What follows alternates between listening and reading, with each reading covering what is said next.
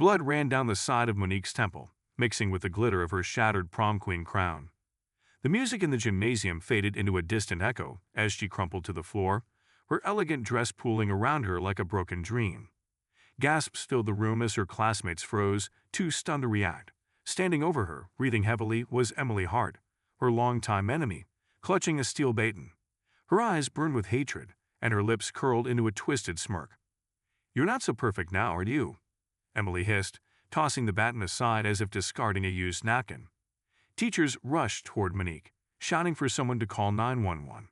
The sirens wailed in the distance, but Monique's eyelids fluttered shut before the paramedics could arrive. Her world went dark, and it stayed dark for 30 long years. 3 decades earlier, everything was different.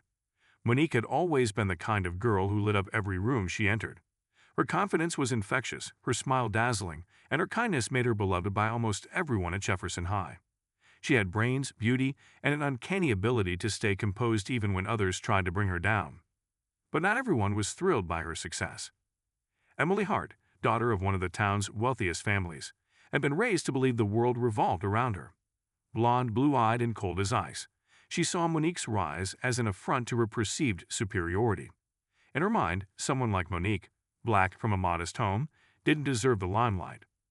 The tension between the two had simmered for years. It started with petty comments and escalated to outright bullying. Emily made it her mission to humiliate Monique at every turn, but Monique's resilience only fueled Emily's hatred.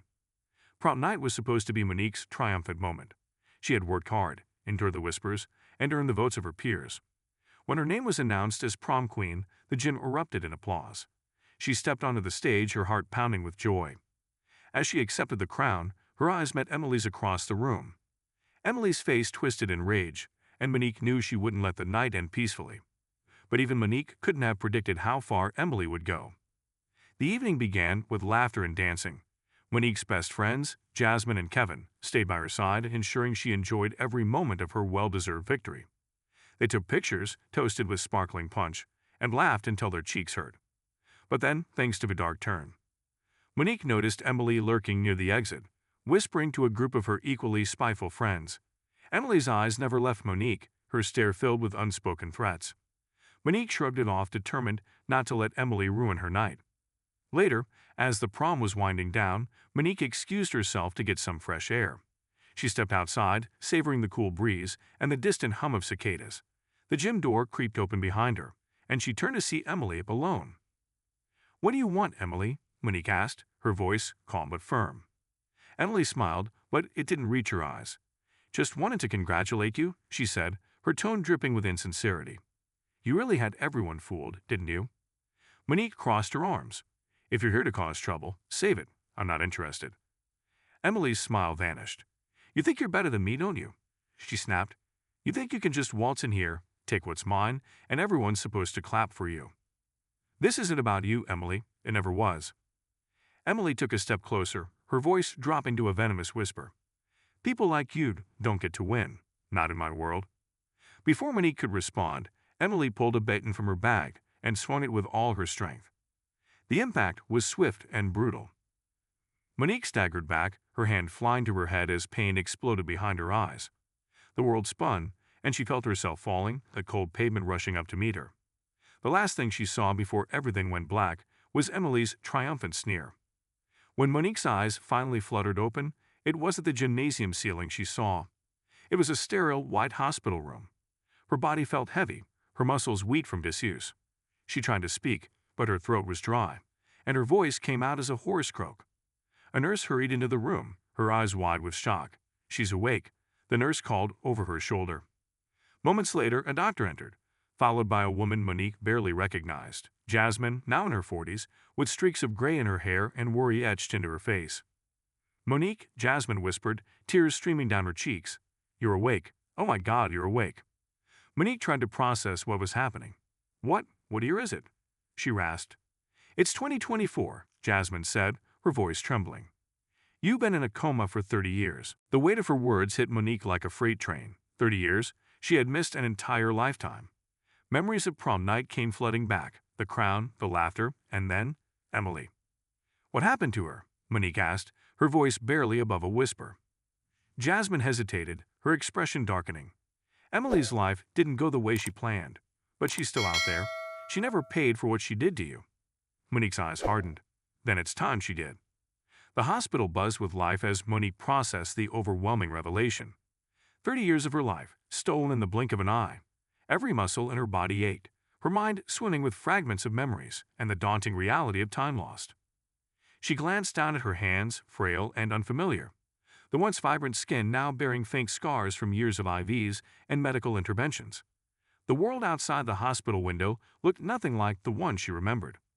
Sleek electric cars hummed silently down the street, and towering billboards flashed vibrant digital ads. It was a far cry from the small-town streets of Jefferson she knew. Jasmine sat by her side, gripping her hand tightly. "We never stopped hoping, Monique." "Not for a second," she said, her voice filled with emotion. "Kevin and I visited you every week. We kept your story alive." Monique's heart swelled with gratitude. "What about my family?" she asked, her voice still weak. Jasmine's expression softened. "Your parents. They held on for as long as they could. They passed a few years ago, but they never gave up on you." A lump formed in Monique's throat, and tears welled in her eyes. She had always been close to her parents, and the thought of them spending their final years without her broke her heart. "I should have been there," she whispered. "They knew you'd wake up someday," Jasmine reassured her, "and they made sure you'd have something to come back to. Your house is still there, untouched, waiting for you." Monique took a deep breath, trying to steady herself. "And Emily?" Jasmine's face darkened. "She left Jefferson not long after what happened. Her family's money and connections kept her out of prison. She's been living in New York, running some fancy real estate business. But don't think for a second that she's changed." The fire in Monique's eyes reignited. She may have lost 30 years, but she wasn't about to let Emily get away with what she had done. "Help me, Jasmine," she said, her voice firm despite her exhaustion. "I need to get my strength back, and then I'm going to find her." Rehabilitation was grueling. Monique had to relearn how to walk, her muscles atrophied from decades of immobility. Every step was a battle, every movement a test of her will. But she pushed through, fueled by a burning desire for justice. Jasmine and Kevin were her pillars of support, encouraging her every step of the way. Kevin, now a lawyer, provided legal insights into what could be done to hold Emily accountable. Statute of limitations might be an issue for some charges, he explained one evening as they sat in Monique's hospital room. "But there's no statute of limitations on attempted murder. If we can prove she intended to kill you, we have a case." Monique nodded, determination etched on her face. "We'll find a way." As the weeks turned into months, Monique's progress was remarkable. She went from being wheelchair-bound to walking with the aid of a cane, and eventually, she could move unaided. Her physical strength was returning, and so was her confidence. But the emotional weight of her journey was a different challenge. She spent hours poring over old photo albums Jasmine had brought, trying to reconnect with the life she had left behind. She watched news clips and documentaries to catch up on the years she had missed, grappling with the changes in society and culture. One evening, as she was scrolling through a tablet Jasmine had given her, she stumbled upon an article about Emily. Emily Hart, CEO of Hart Enterprises, expands empire with new luxury development, the headline read. Monique's hands trembled as she clicked on the article. There was a picture of Emily, older but still recognizable, her cold blue eyes and sharp features as intimidating as ever. The article painted her as a self-made success, conveniently omitting her dark past. "She's still living her perfect life," Monique muttered bitterly. Jasmine, who had been reading over her shoulder, placed a comforting hand on her arm. "Not for long. We'll make sure of that." The day Monique was discharged from the hospital was both joyous and bittersweet. She stepped out into the sunlight, breathing in the fresh air of freedom. Jasmine and Kevin were there, cheering her on, but the absence of her parents weighed heavily on her heart. They drove her to her childhood home, a quaint house on the edge of town. The moment Monique stepped inside, she was overwhelmed by a flood of memories. The familiar scent of lavender lingered in the air, and the walls were adorned with family photos, just as she remembered. "This is where it all started," Monique said, running her fingers along the edge of the dining table. "And this is where I'll start again." She spent the next few days settling in, adjusting to her new reality, but her mind was always on Emily. One night, as she lay in bed, her phone buzzed with a notification. It was from Kevin. "Monique, I found something," the message read. "Emily's coming to Jefferson for a charity gala next month. It's the perfect opportunity to confront her." Monique's heart raced as she read the message. The time for confrontation was drawing near. But she knew she couldn't rush into it unprepared. She needed to gather evidence, build a case, and be ready for whatever Emily might throw at her. The next morning, she called Kevin and Jasmine over. Together, they laid out a plan. They would dig into Emily's past, find witnesses from prom night, and uncover any skeletons Emily had tried to bury over the years. The plan was set, but the road ahead was fraught with uncertainty. Monique knew that confronting Emily would be dangerous, but she was willing to risk everything to see justice served. As the days passed, Monique's anticipation grew. The night of the gala loomed closer, and with it, the chance to finally face her enemy. But just when everything seemed to be falling into place, Monique received an anonymous letter in her mailbox. The envelope was plain, with no return address. She opened it cautiously, her hands trembling. Inside was a single piece of paper with a chilling message, scrawled in bold black ink. "Stay away or you'll regret it." Monique's heart pounded as she stared at the note. It was a clear warning, but she couldn't back down now. Whoever sent it was trying to scare her, and she wouldn't let fear control her life again. As she tucked the letter into her pocket, her resolve hardened. "No more running," she whispered to herself. "It's time to finish this." The anonymous threat lingered in Monique's mind like a storm cloud, but it only strengthened her resolve. She had faced fear before, and she wasn't about to let it stop her now. The gala was just weeks away, and every moment counted. Monique, Jasmine, and Kevin gathered in Monique's living room, turning it into their makeshift war room. The walls were soon covered with old yearbook photos, newspaper clippings, and sticky notes filled with leads. Kevin had even managed to track down a few former classmates who were at the prom that night, hoping one of them might come forward with new information. "There's one person we absolutely need to talk to," Kevin said, tapping on a grainy black and white photo of a woman in a Jefferson High uniform. "Mrs. Caldwell, the chaperone. She was right there when it happened." Monique nodded. "She always liked me. If she remembers anything, she'll help." Jasmine flipped through her notes. "I reached out to her last week. She's retired now, but still lives in town. We can visit her tomorrow." "Good," Monique said, her voice firm. "Let's make it happen." The next day, the trio drove to a quiet suburban neighborhood. Mrs. Caldwell's house was a small, tidy bungalow with a well-manicured lawn. She greeted them at the door, her eyes lighting up when she saw Monique. "Monique, my dear," she exclaimed, pulling her into a warm hug. "I prayed for this day. I always knew you'd wake up." "Thank you, Mrs. Caldwell," Monique said, her voice thick with emotion. "I'm so grateful you could see me." They sat in the cozy living room, sipping tea as they recounted the events of that fateful night. Mrs. Caldwell's brow furrowed as she spoke. "I'll never forget what happened," she said, her voice heavy with regret.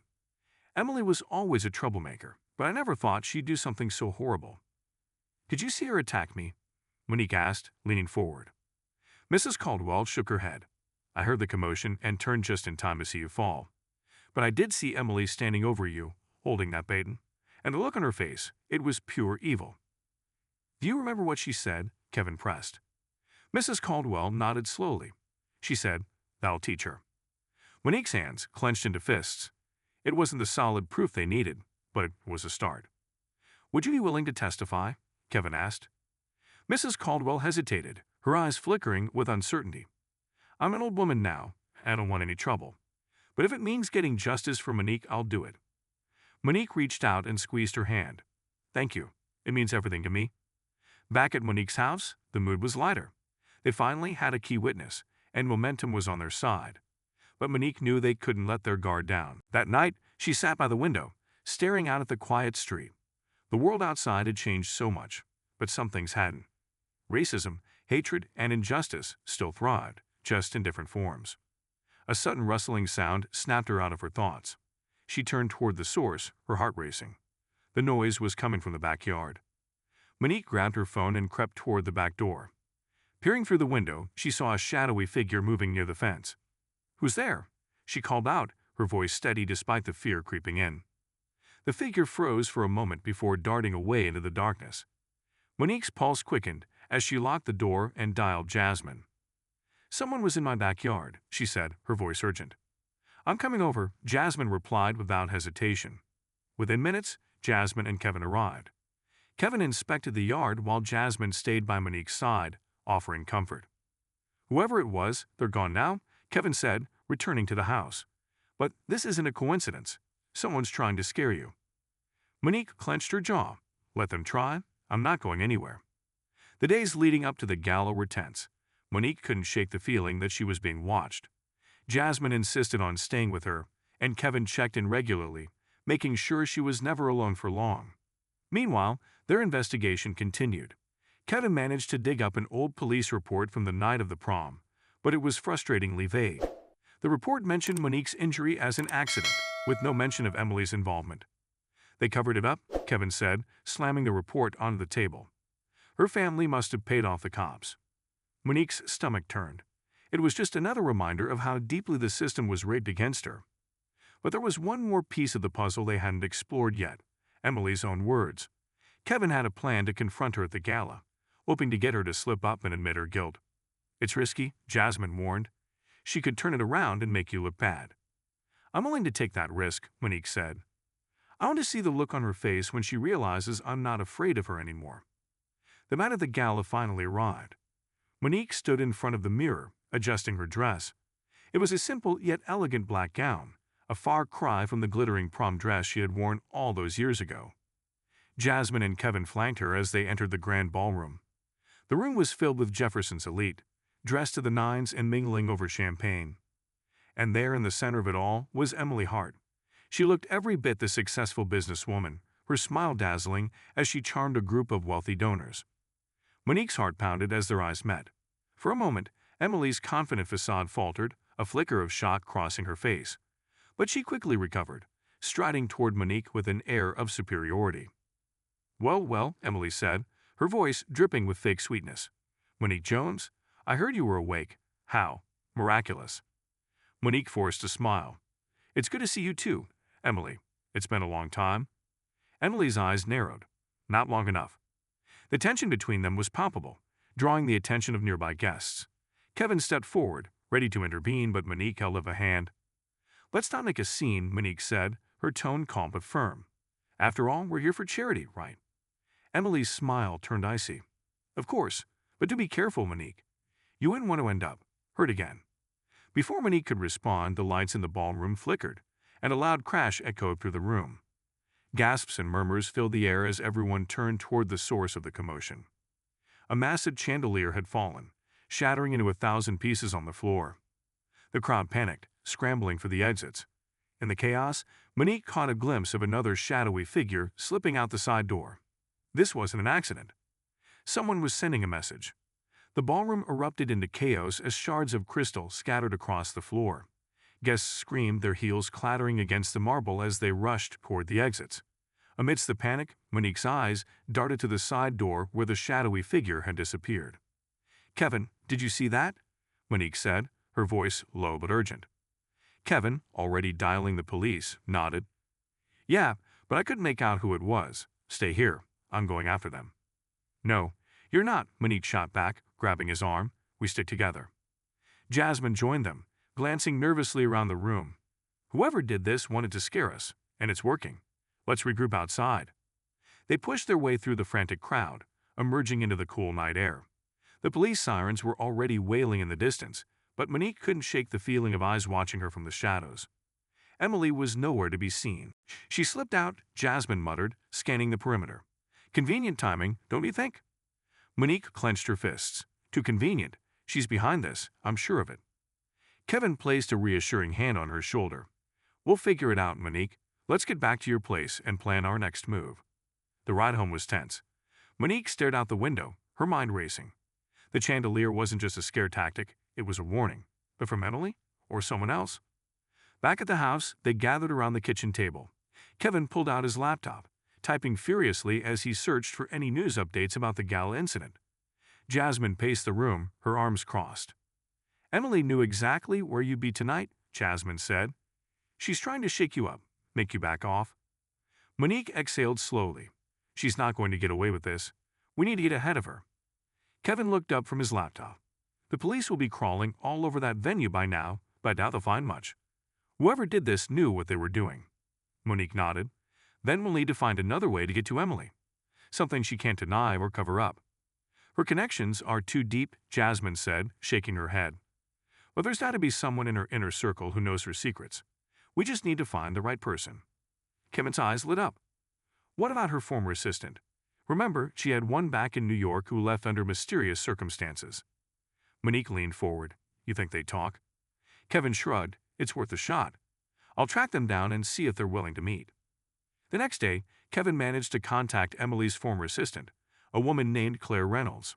She agreed to meet them in a quiet cafe on the outskirts of town. Monique, Jasmine, and Kevin arrived early, choosing a secluded booth in the back. Claire entered a few minutes later, her demeanor nervous and guarded. She was a petite woman in her late 30s, her eyes darting around the room as if she expected Emily to burst in at any moment. Claire? Monique greeted her gently. Thank you for meeting us. Claire nodded, her hands fidgeting with the strap of her purse. I don't have much time. If Emily finds out I'm talking to you. She won't, Kevin assured her. We just need to know what you know about her. Claire hesitated, then leaned in closer. Emily isn't who she pretends to be. She's ruthless, manipulative, and willing to do anything to get what she wants. Monique's jaw tightened. We already know that. What we need is proof. Something that ties her to the attack on me and what happened at the gala. Claire swallowed hard. I kept records of everything during my time working for her. Emails, messages, even some of her shady dealings. I knew I'd need leverage in case she ever came after me. Jasmine's eyes widened. You still have those records? Claire nodded. They're stored on an old external drive. I can get them for you, but you need to promise me protection. Emily's not just powerful, she's dangerous. You have my word, Monique said firmly. We'll make sure you're safe. Claire gave a small nod. I'll contact you once I have the drive. Be ready. As Claire left the cafe, the weight of her words settled over the group. They were finally closing in on Emily, but the danger was escalating. That evening, Monique returned home, her mind buzzing with everything Claire had revealed. She knew the road ahead would be treacherous, but for the first time in years, she felt a glimmer of hope. However, that hope was short-lived. As she walked into her living room, a chilling sight stopped her in her tracks. The walls were covered in photos of her, old prom pictures, candid shots from the hospital, and even recent ones taken without her knowledge. In the center of the college, written in bold red letters, was a single word. Stop. Monique's breath caught in her throat. Someone had been inside her house, watching her every move. Her phone buzzed in her pocket. She pulled it out to see a message from an unknown number. Last warning, walk away. Monique's hands trembled, but her resolve only grew stronger. Now this time, she whispered. Monique stood frozen, staring at the ominous word plastered on her living room wall. Her heart raced, but fear quickly turned into determination. She had been silent for 30 years, but not anymore. Kevin, she said, her voice steady as she called him. Get over here, now. Within minutes, Kevin and Jasmine arrived, their faces a mix of concern and urgency. Kevin's eyes widened as he took in the sight. Whoever did this isn't messing around, he said, pulling out his phone to snap pictures. We need to report this to the police. No, Monique said firmly, not yet. This isn't about scaring me. It's about stopping us from getting to Emily. We can't let them know we're rattled. But Monique, Jasmine protested, they broke into your home. This isn't just a warning, it's a threat. I know, Monique said, her gaze hard. But if we go to the police now, it'll tip them off that we're onto something. We need to stay one step ahead. Kevin sighed, reluctantly agreeing. All right, but we'll set up some extra security here. Cameras, alarms, the works. Monique nodded. Do it, and let's move fast. Claire's information might be the key to everything, and whoever did this knows it. The next day, Claire called with an update. I've got the drive, she said, her voice tense. Meet me tonight at the old train station, platform 3. It's quiet there, and we'll have some privacy. Got it, Monique replied. We'll be there. Kevin and Jasmine insisted on accompanying her, and they arrived at the station just after dusk. The air was thick with the hum of crickets, and the dim glow of the platform lights cast long shadows on the cracked pavement. Claire was waiting for them, clutching a small black drive in her hand. She looked over her shoulder nervously as they approached. I don't have much time, she said, her voice barely above a whisper. This drive has everything, emails, financial records, even some audio recordings. It's more than enough to expose Emily.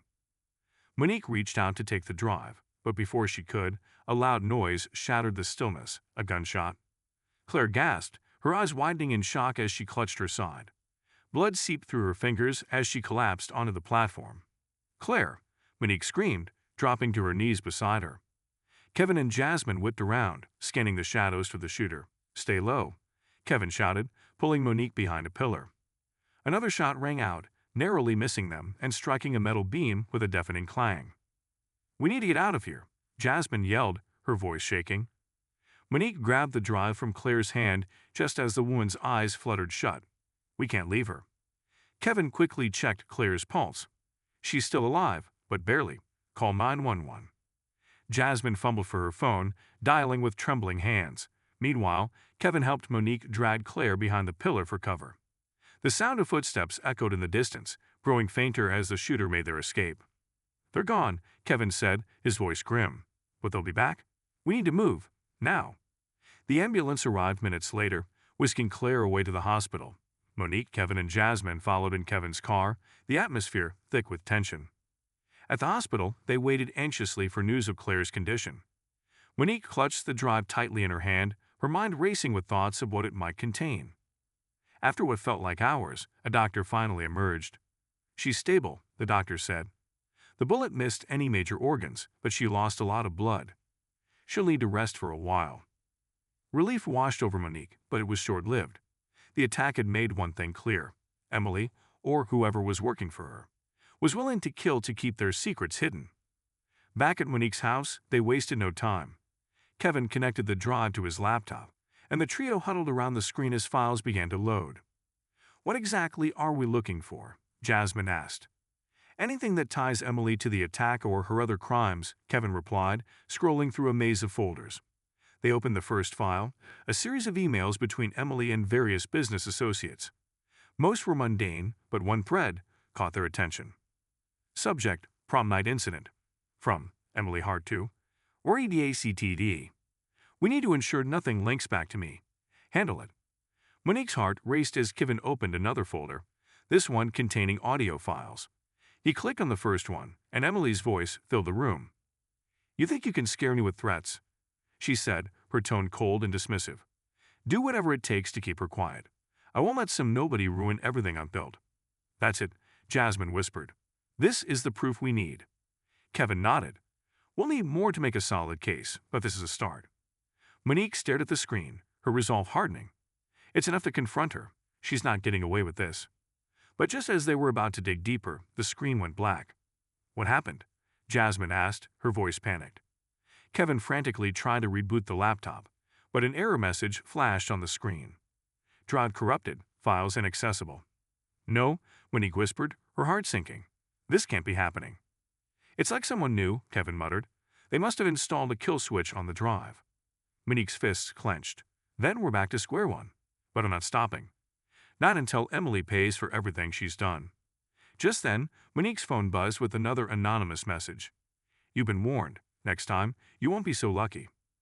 The anonymous threat hung over them like a dark cloud. Monique sat in silence, her knuckles white as she gripped her phone. The corrupted drive was a devastating blow, but she refused to let it break her spirit. "We're running out of time," Kevin said, his frustration evident as he paced the room. "They're always one step ahead." Jasmine crossed her arms, her brow furrowed. "We still have Claire. Once she's strong enough to talk, she can fill in the gaps. They can't silence everyone." Monique nodded, her jaw tight. "And when she does, we'll use her testimony to build our case. But we need to be ready for whatever comes next." Kevin sighed, sitting back down. "I'll work on recovering the corrupted files. There might still be a way to salvage some of the data." Monique's eyes hardened. "Good. While you do that, I'm going to pay Emily a visit. It's time we had a face-to-face conversation." Jasmine's eyes widened. "Monique, that's dangerous. She's already proven she'll go to any lengths to protect herself." "I'm not going to confront her alone," Monique reassured her. "I'll make sure I'm seen. She won't try anything in public." Kevin hesitated, then nodded. "All right, but be careful. We can't afford to lose you again." The next morning, Monique dressed in a sharp blazer and jeans, a look that conveyed both confidence and resilience. She arrived at Hart Enterprises, the gleaming glass skyscraper a symbol of Emily's success. Inside, the lobby buzzed with activity. Monique approached the front desk, her head held high. "I'm here to see Emily Hart," she said, her voice steady. The receptionist, a young man with a polite smile, checked his computer. "Do you have an appointment?" "No," Monique replied, "but she'll want to see me. Tell her Monique Jones is here." The receptionist raised an eyebrow, but nodded, picking up the phone. After a brief conversation, he looked up. Ms. Hart will see you now. Take the elevator to the top floor. Monique's heart pounded as she stepped into the elevator. She wasn't sure what to expect, but she was ready for anything. When the doors opened, she was greeted by a sleek, modern office with floor-to-ceiling windows, offering a panoramic view of the city. Emily stood by the window, her back to Monique. "Monique," Emily said without turning around. "I wondered how long it would take you to show up." Monique stepped forward, her heels clicking against the polished floor. "You didn't make it easy, but you knew I'd come eventually." Emily turned, her expression cool and composed. "You've always been persistent. I'll give you that." "I'm not here for pleasantries," Monique said, her voice sharp. "You tried to ruin my life more than once, and I'm done letting you get away with it." Emily's eyes narrowed. "Careful, Monique. You're walking a fine line.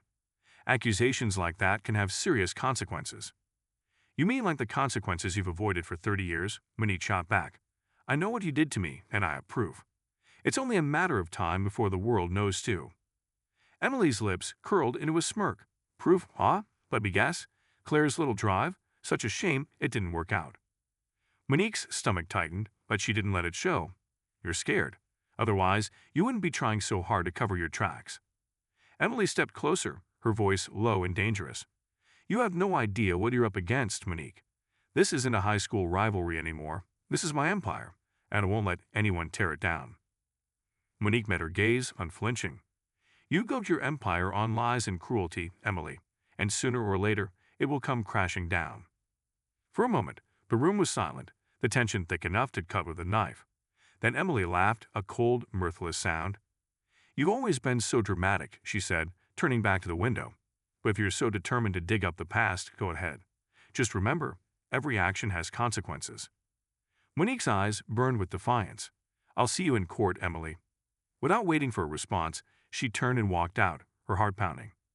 Back at her house, Monique updated Kevin and Jasmine on the encounter. "She's rattled," Monique said. "She knows we're close." Kevin nodded. "Good. That means we're on the right track. I've been working on the drive, and I managed to recover a few files. There's one that looks promising. It's a recording of a phone call between Emily and someone she hired." He played the recording, and Emily's voice filled the room once again. "Take care of it," she said coldly. "I don't care how. Just make sure she never wakes up." Monique's blood ran cold. It was the final piece they needed. Jasmine's eyes widened. "This is it. This is what we can use to bring her down." Kevin nodded. "I'll start preparing the case. We'll take this to the authorities first thing tomorrow." Monique felt a surge of hope. For the first time, justice seemed within reach. But just as they were about to celebrate, the lights in the house flickered and went out. A low hum filled the air, followed by the unmistakable sound of footsteps outside. "They're here," Monique whispered, her heart racing. Monique's heart thundered as the footsteps grew louder, crunching on the gravel outside. The darkness in the house felt suffocating, each shadow stretching ominously. Kevin quickly grabbed a flashlight from the kitchen drawer, switching it on as Jasmine locked all the doors and windows. "Whoever it is, they're not here to talk," Kevin muttered, peering through the blinds. Monique reached for her phone, dialing 911 with shaky fingers. "We need the police," she said as soon as the operator answered. "Someone's outside my house, and the power just went out." "We're dispatching a unit now," the operator replied. "Stay on the line and keep yourself safe." Monique relayed the information to Kevin and Jasmine, but their nerves didn't settle. Outside, the footsteps stopped. Silence. "Do you think they're gone?" Jasmine whispered, clutching a kitchen knife tightly. Kevin shook his head. "I doubt it. Stay alert." Suddenly, a loud bang echoed from the back of the house, followed by the sound of glass shattering.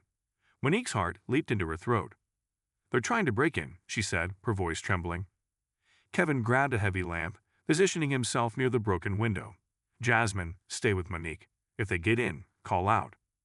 Monique's grip on her phone tightened. She could hear the distant wail of sirens, but she knew they might not arrive in time. A figure appeared in the broken window, their face obscured by a black ski mask. They climbed through with practiced ease, landing silently on the living room floor. "Stay back," Kevin shouted, raising the lamp. The intruder lunged, and the two collided in a violent struggle. Kevin swung the lamp, connecting with the intruder's side, but they barely flinched. Jasmine screamed, and Monique scrambled to her feet, her instincts kicking in. She grabbed a heavy vase from the coffee table and hurled it at the intruder, striking them square in the head. The intruder stumbled, giving Kevin a chance to land another blow. This time, they went down, groaning in pain. "Get the rope," Kevin shouted. Jasmine grabbed a length of cord from the closet, and together they tied the intruder's hands and feet. The sound of sirens grew louder, and within moments, flashing blue and red lights illuminated the street outside. The police burst through the front door, guns drawn. "Everyone down," one officer commanded. Monique raised her hands. "We're not armed. He's right there," she said, pointing to the subdued intruder. The officers quickly secured the intruder, removing the mask to reveal a rugged, unshaven man in his mid-40s. He glared at Monique with a mix of rage and fear. "Who sent you?" Monique commanded, her voice steady despite the adrenaline coursing through her veins. The man smirked but remained silent. One of the officers, a middle-aged woman with a stern expression, stepped forward. "We'll take it from here. You'll need to come down to the station to give a statement." Monique nodded, her mind still racing. "We have evidence that might be related to this. It's on a drive," Kevin recovered. "We'll need that too," the officer said. At the police station, Monique recounted everything: Emily's threats, the sabotage at the gala, and now the home invasion. Kevin handed over the drive with the partially recovered files, and the officers assured them it would be examined thoroughly. As the hours dragged on, exhaustion began to set in. Monique leaned back in her chair, her eyes heavy. But just as she started to drift off, the officer returned with a grim look on her face. "We've identified the intruder," she said, sitting across from Monique. "His name is Jack Morgan. He's a known associate of Emily Hart's security team." Monique's stomach churned. "So she sent him?" The officer nodded. "It's highly likely, but we'll need more concrete evidence to tie her directly to this incident. Right now, Morgan isn't talking." Monique clenched her fists. "He'll talk. He's just waiting for the right offer." The officer sighed. "We'll do everything we can to get him to cooperate.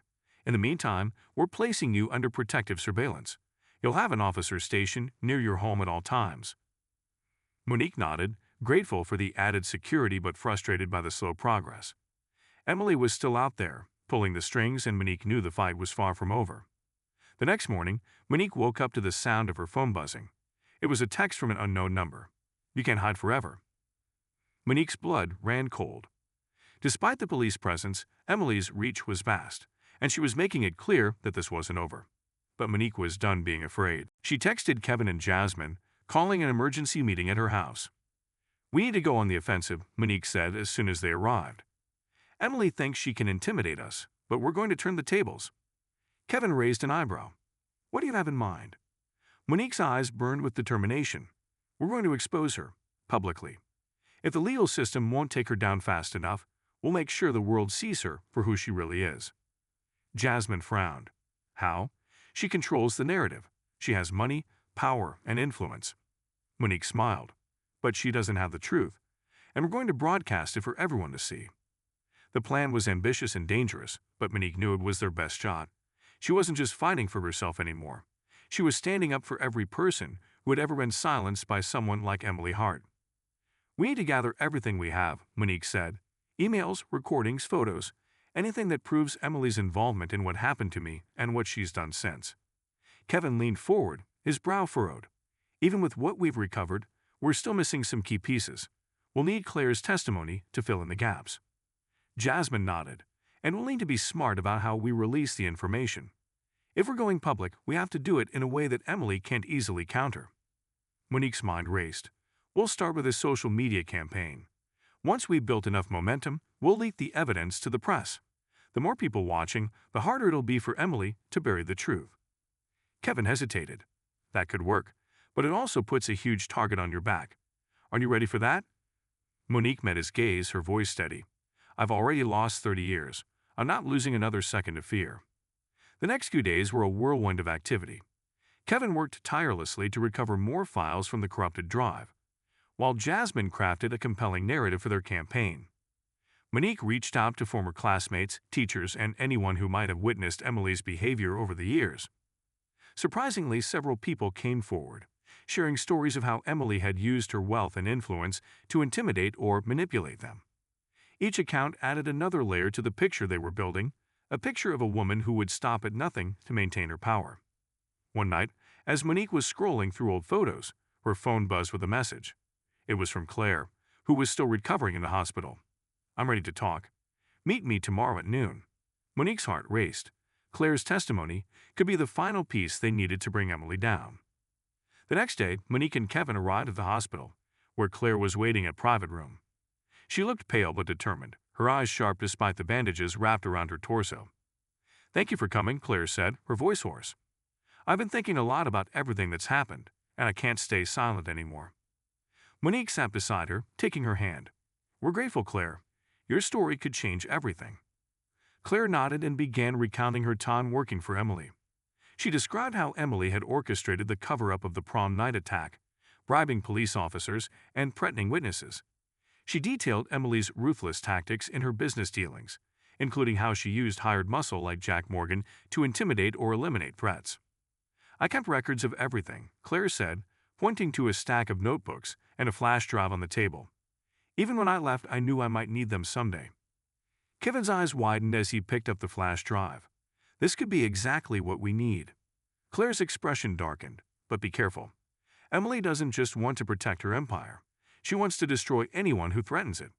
She won't stop until you're out of her way for good." Monique squeezed her hand. "Let her try. We're not backing down." Armed with Claire's testimony and the new evidence, Monique, Kevin, and Jasmine launched their campaign.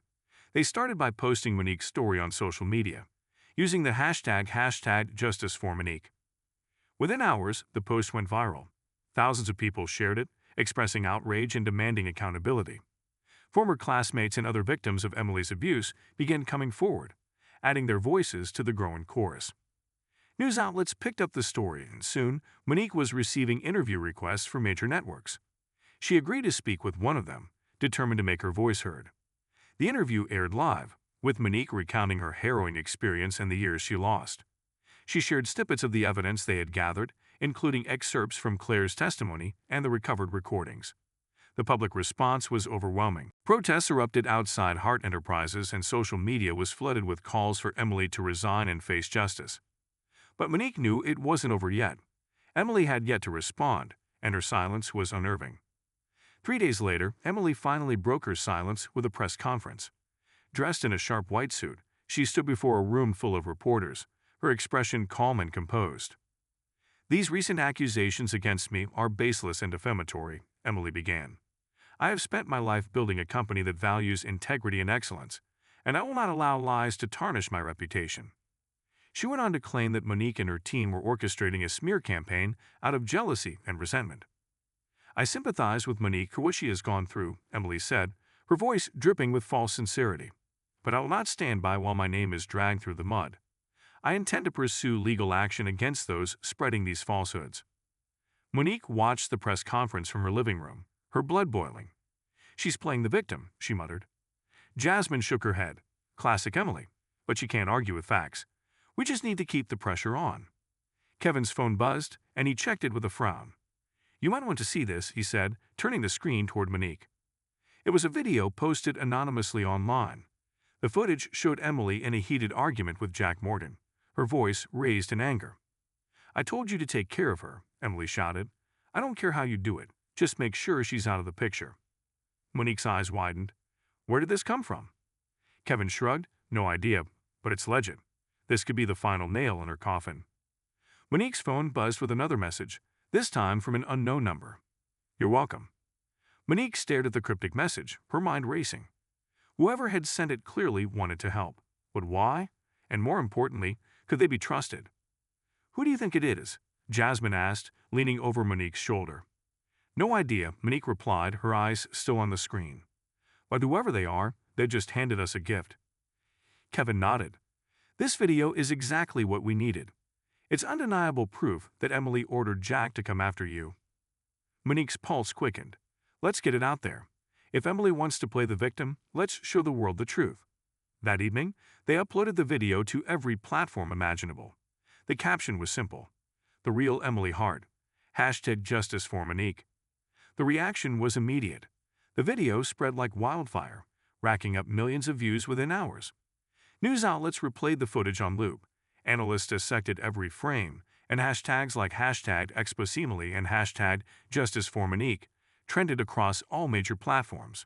Public sentiment which had already been leaning against Emily, now erupted into outright condemnation. Protests outside Hart Enterprises swelled in size, with demonstrators chanting for Emily to be arrested. The once celebrated CEO was now the face of deceit and corruption. Monique watched the chaos unfold from her living room, a mix of relief and anticipation coursing through her veins.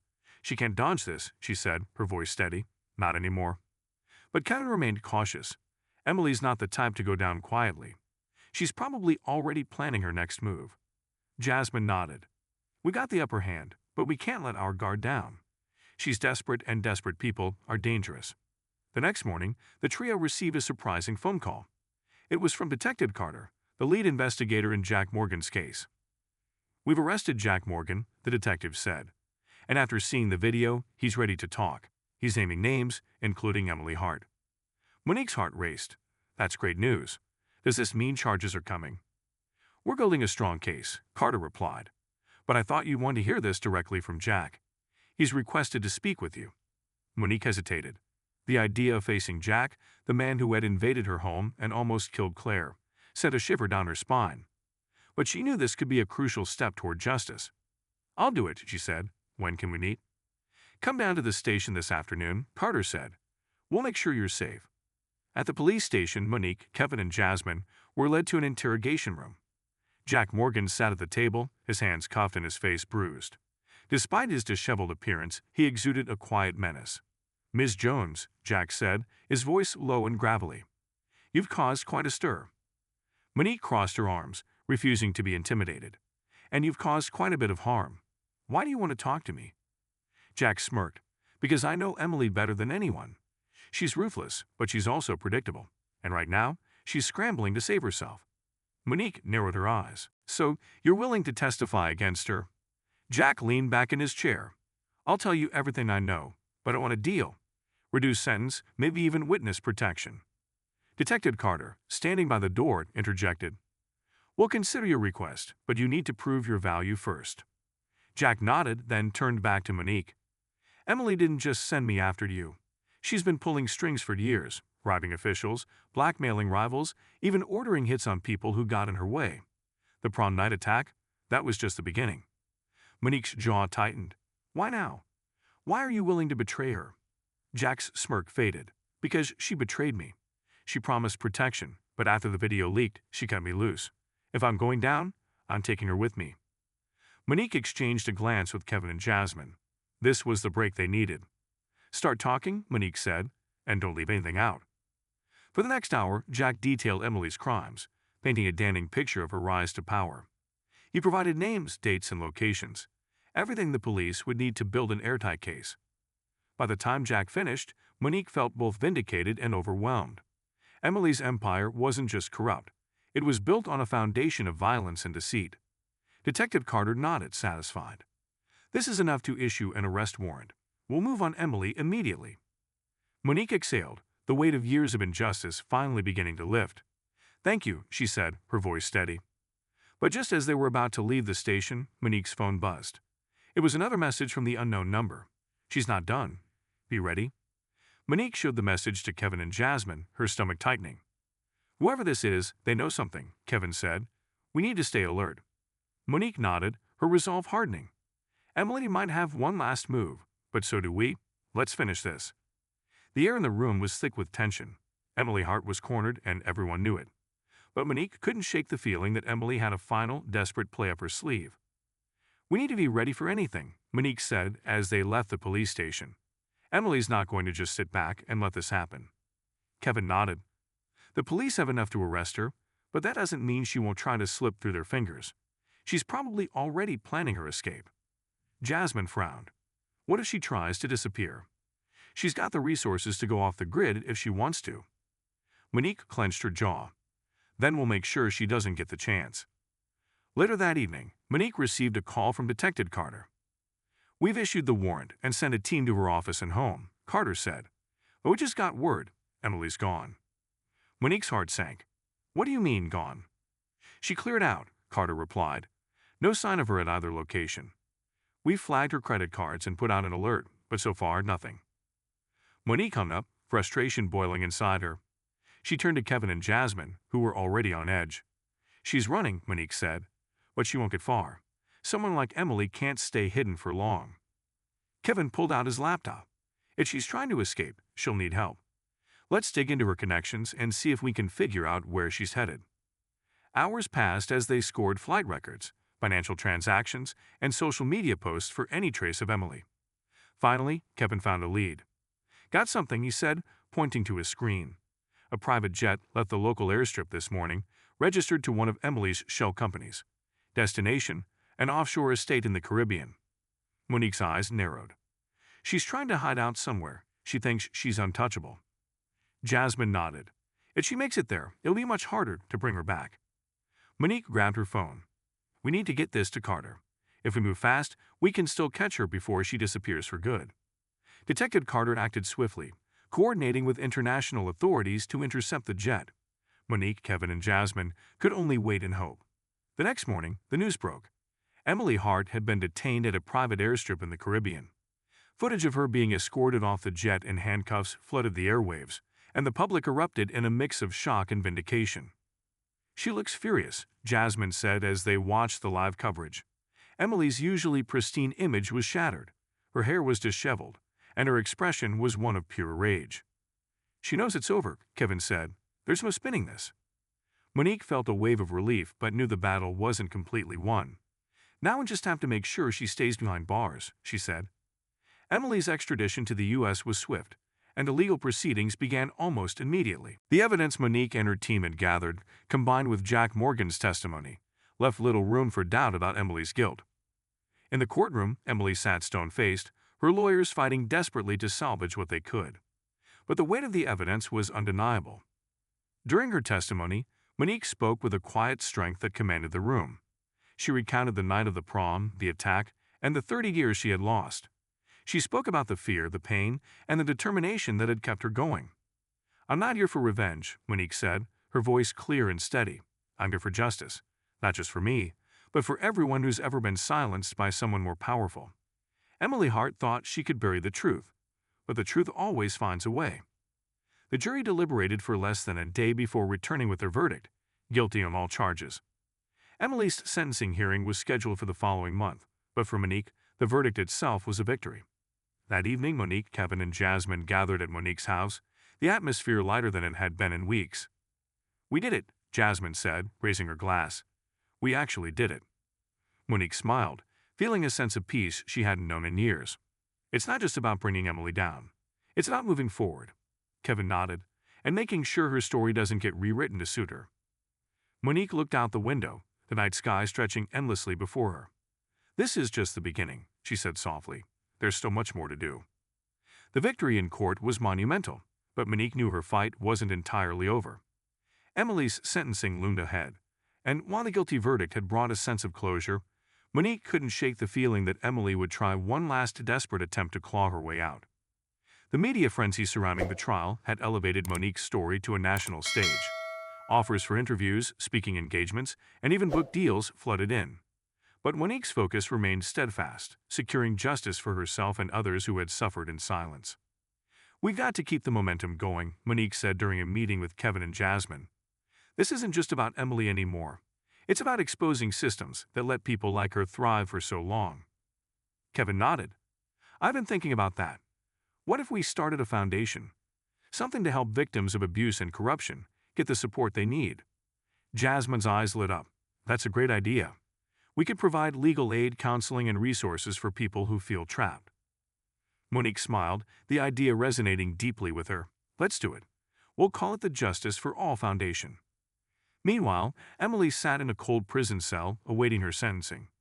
Despite the guilty verdict, her icy composure remained intact.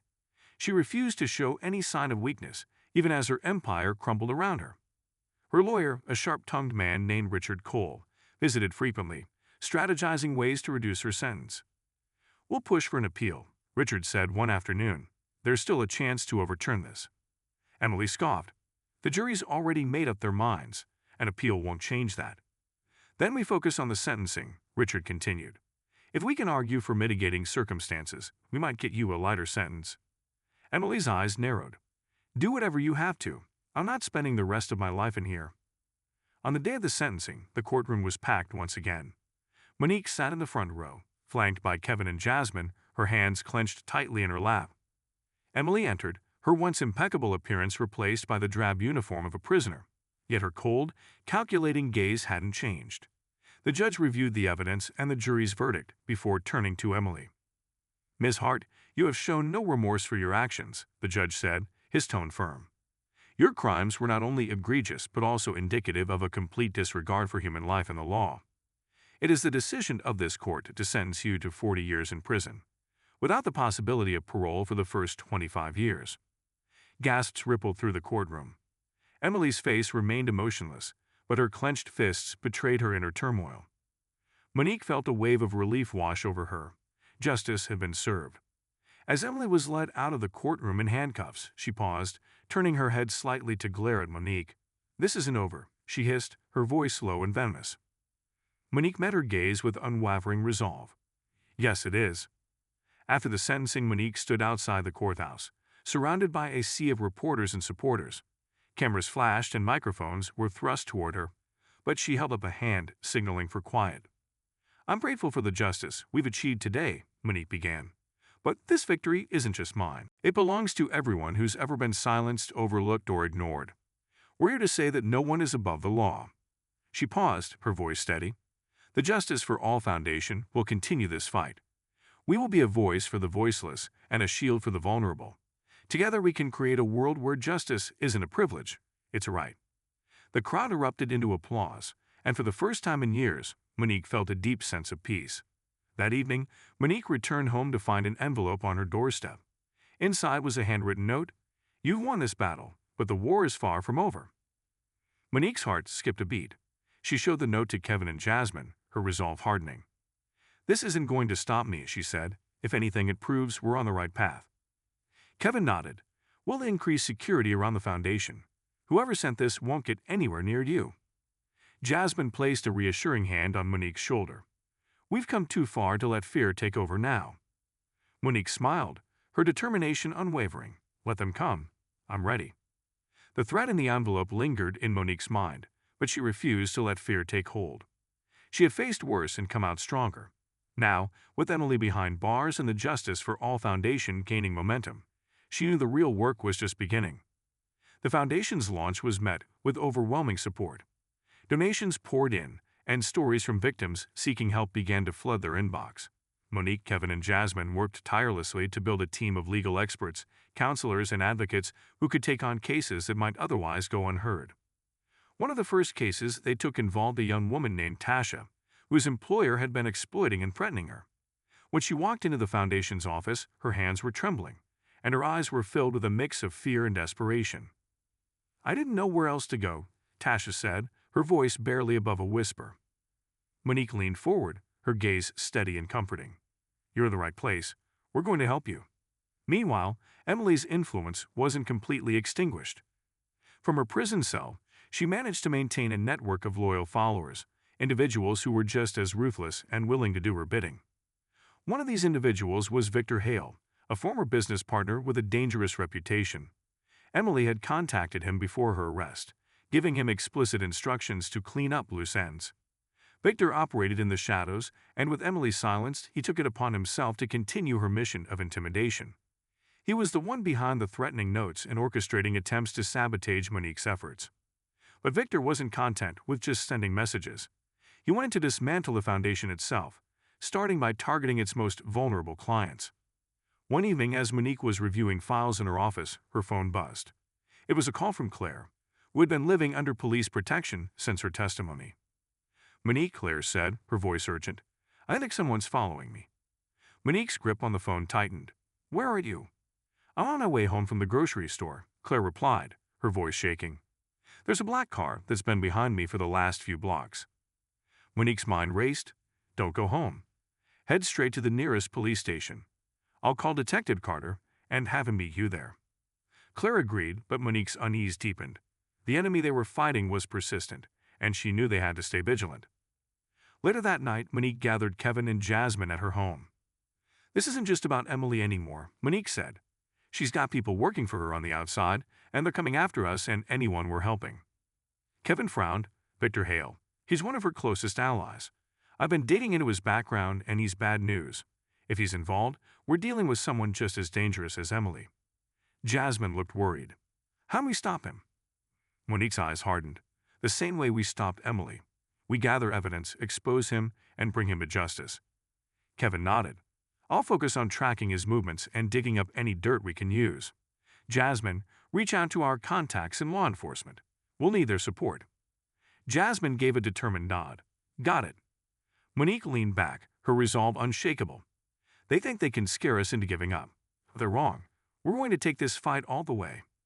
The following weeks were a whirlwind of action. Kevin's investigation uncovered a series of illegal dealings linked to Victor, including money laundering and intimidation tactics. They worked closely with Detective Carter, who began building a case against him. But Victor wasn't one to back down easily. He escalated his efforts, targeting not just Monique, but everyone associated with the foundation. Anonymous threats were sent to staff members, and attempts were made to hack their systems. Despite the mounting pressure, Monique and her team stood firm. They implemented tighter security measures, and their resolve only grew stronger. One fateful night, Monique received a call from Detective Carter. We've got him, Carter said. Victor Hale was arrested this evening. We caught him trying to intimidate one of your clients, and we've linked him to multiple crimes. He won't be walking free anytime soon. Relief washed over Monique. Thank you, Detective. This is a big step forward. It's your determination that made this possible, Carter replied. You've inspired a lot of people, Monique, including me. As Monique hung up, she felt a wave of pride. The battle had been long and grueling, but they were making real progress. The next day, Monique addressed the Foundation's staff and supporters in a heartfelt speech. We faced unimaginable challenges, but we've also seen incredible victories, she said. This isn't just about taking down individuals like Emily Hart and Victor Hale. It's about creating a world where no one has to suffer in silence. Together, we're making that world a reality. The room erupted in applause, and for the first time in a long while, Monique felt a sense of peace. She knew the fight for justice would never truly end, but she also knew she wasn't fighting alone, and that made all the difference.